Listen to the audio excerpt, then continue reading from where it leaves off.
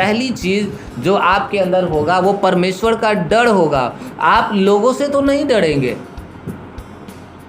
लेकिन आपके अंदर परमेश्वर का भय होगा, आप परमेश्वर से डरेंगे। और ना ही ये केवल चर्च में, बल्कि आप चाहे जहाँ कहीं भी हो, आप चाहे स्कूल में हैं, आप चाहे बाजार में हैं, आप चाहे घर पे हैं, आप चाहे रिश्तेदारों के यहाँ हैं, आप चाहे ज़मीन के नीचे चले जाएं या फिर आसमान के ऊपर चले जाएं, आपको पता होगा कि हम जहाँ कहीं भी हैं, परमेश्वर ठीक यहाँ पर मुझे देख रहा है और परमेश्वर मेरी बातों को सुन भी रहा है और परमेश्वर मेरी हरकतों को जान भी रहा है। इसलिए यदि मैं कुछ गलत कर रहा हूँ या कर रही हूँ, या फिर यदि मैं कुछ गंदी चीज़ों को कर रहा हूँ या कर रही हूँ, या फिर किसी का बुराई कर रहा हूँ कर रही हूँ, तो आपको परमेश्वर का डर होगा। आप शायद ये भूल जाए कि हाँ ठीक है, कोई आदमी मुझे नहीं देख रहा, मेरा पेरेंट्स मुझे नहीं देख रहे हैं, मेरे बड़े लोग मुझे नहीं देख रहे हैं, लेकिन आपको ये पता होगा कि यदि हम मसीह में हैं तो परमेश्वर मुझे देख रहा है। और आप मन फिराएंगे उस गलत काम को करने से, आप रुक जाएंगे, आप तुरंत परमेश्वर से माफ़ी मांगेंगे कि प्रभु कृपया मुझे माफ़ कर दीजिए, मैं ना चाहते हुए भी इस पाप को कर रहा था। यही मसीही ज़िंदगी है। अगर आपकी ज़िंदगी में लालच है पैसों के प्रति, तो आपको जब जब आपके अंदर लालच प्रबल होना चाहेगा, आप परमेश्वर से तुरंत प्रार्थना करेंगे और उस लालच को छोड़ेंगे। अगर आप किसी के साथ गलत संगति में है, इससे फ़र्क नहीं पड़ता है कि आपके पास 10 दोस्त हैं या आप अकेले हैं। अगर 10 दोस्त आपके साथ गलत दिशा में जा रहे हैं और आप एक अकेले मसीही हैं, तो आप अकेले रहना चुनेंगे 10 लोगों के साथ, 10 बुरे दोस्तों के साथ रहने के बजाय। यही है मन फिराना। समझ में आ रहा है कि नहीं मेरा बात? मन फिराने का मतलब यह है कि हम गलत तरीक़ा से पैसा नहीं कमाएंगे।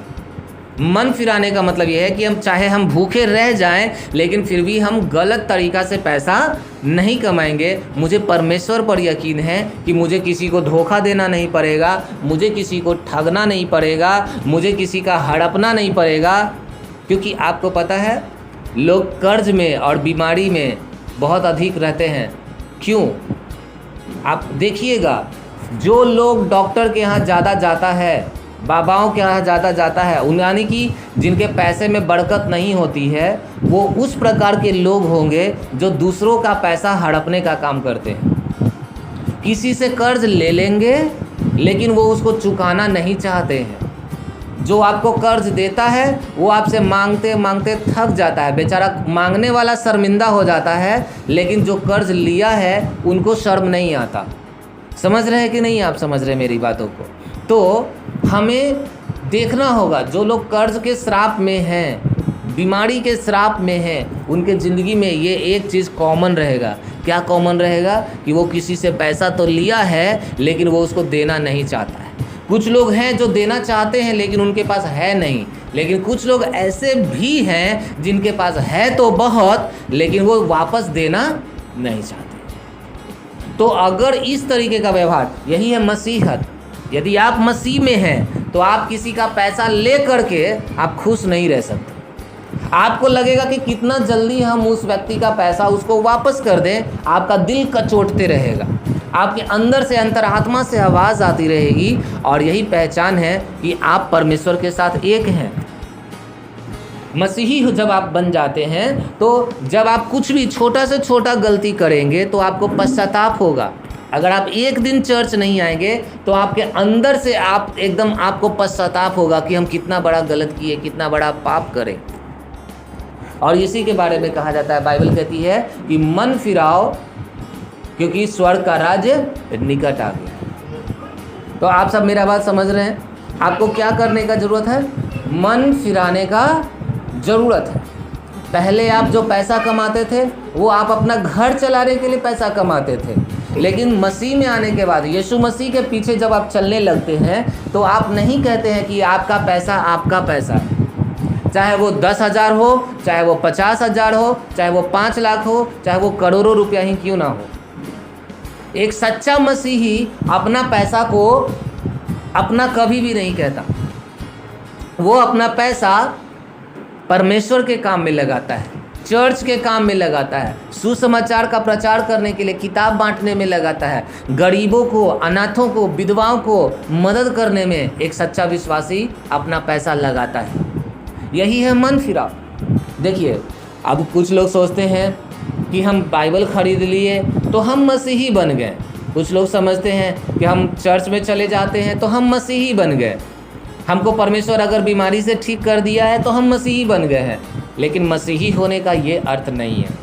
मसीही होने का सबसे बड़ा अर्थ क्या है? आपका दिल परिवर्तित हो जाएगा, आपका मन परिवर्तित हो जाएगा, आपका चाल चलन बदल जाएगा। अगर कोई पुरुष है जो नशा करता था, अगर वो सच्चे दिल से यीशु मसीह को ग्रहण करेगा तो वो व्यक्ति अगले ही दिन से नशा छोड़ देगा। वो नशा नहीं करेगा क्योंकि उसके अंदर से बदलाव आएगा। अगर कोई व्यभिचारी है और वो सचमुच उसने यीशु मसीह को ग्रहण करा है तो वो व्यभिचार छोड़ देगा, वो गलत संगति छोड़ देगा, वो छुप छुप करके किसी से नहीं मिलेगा, वो लुक छुप करके किसी से बातचीत नहीं करेगा, वो पवित्रता के साथ आगे बढ़ेगा। ये है हृदय परिवर्तन, ये है मन परिवर्तन जो प्रभु में आने के बाद होता है। अगर कोई व्यक्ति सचमुच का यीशु मसीह को ग्रहण करता है तो वो अपनी पत्नी से प्रेम करेगा, वो अपने पति से प्रेम करेगा, वो अपने बाल बच्चों से प्रेम करेगा। अगर कोई बच्चा है जो प्रेम करता है, यीशु मसीह में है, तो वो माँ बाप का आज्ञाकारी होगा और उन माँ बाप से भी अधिक, यदि माँ बाप विश्वासी नहीं है तो उनसे भी अधिक वो चर्च में आज्ञाकारी होगा, क्योंकि पास्टर उनका पिता हो जाता है और चर्च के अगुवे उनके माता पिता बन जाते हैं। तो ये हृदय परिवर्तन है। विश्वासी होने का मतलब क्या है? कि हमारा मन बदल जाना। अगर पहले पूजा प्रार्थना में मन नहीं लगता था तो जो अगर आप विश्वासी बन गए हैं तो आप प्रार्थना में मन लगाएंगे, आप खुश होंगे बाइबल पढ़ने से, आप फालतू का टीवी देखते हुए सुबह दोपहर शाम को समय नहीं बिता पाएंगे, क्योंकि जब आप सच्चे दिल से मसीही बन जाते हैं तो आप अंदर से बदल जाएंगे। आप खुद चाहेंगे कि हे परमेश्वर आप मुझे बदल दीजिए। और यही है मसीही होने का मतलब। एक मसीही व्यक्ति झगड़ा करने में विश्वास नहीं करता है, एक मसीही व्यक्ति झगड़ा को शांत करने में विश्वास करता है। एक मसीही व्यक्ति किसी से ठगने में विश्वास नहीं करता है, किसी के ऊपर दोष लगाने में विश्वास नहीं करता है, क्योंकि यीशु मसीह बोले हैं कि दूसरों पर दोष मत लगाना, क्योंकि अगर तुम दूसरों के ऊपर दोष लगाओगे तो तुम पर भी दोष लगाया जाएगा।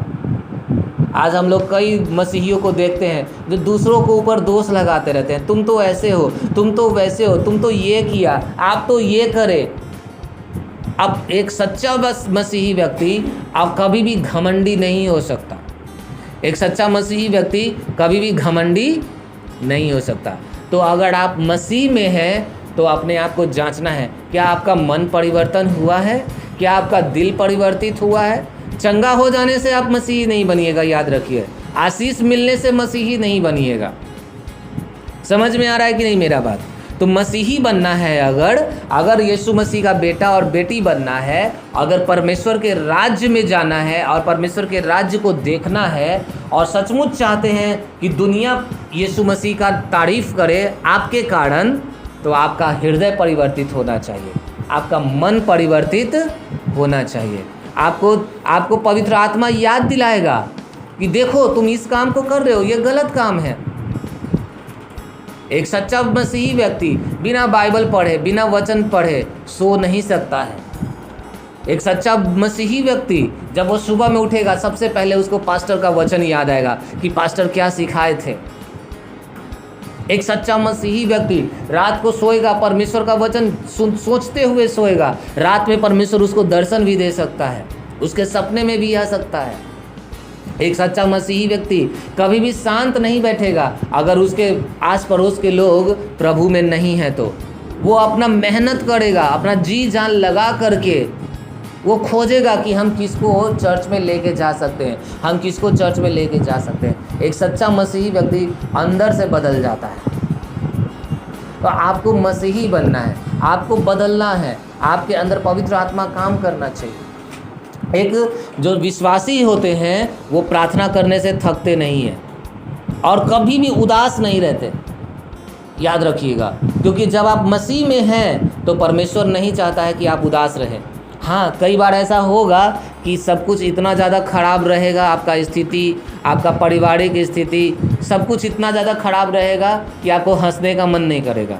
आप हमेशा सोचेंगे कि कैसे हो कैसे हो कैसे हो, लेकिन फिर भी अगर आप यीशु मसीह को अपना प्रभु बनाए हैं तो आप खुश रहेंगे, आपके चेहरे पर हंसी होगी, आप मुस्कुराते हुए रहेंगे। ये मन परिवर्तन है। लोगों का जीवन इसलिए नहीं बदलता है। लोग सोचते हैं कि अगर हमको नौकरी लग जाएगा और हम बहुत पैसा कमाने लगेंगे तो मेरा ज़िंदगी बदल जाएगा, लेकिन ये सच नहीं है। हम कई ऐसे लोगों को जानते हैं जिनके पास बहुत पैसा है, जिनके पास अच्छा नौकरी है, लेकिन फिर भी वो खुश नहीं है अपने ज़िंदगी से, क्योंकि नौकरी से खुशी नहीं मिलता है।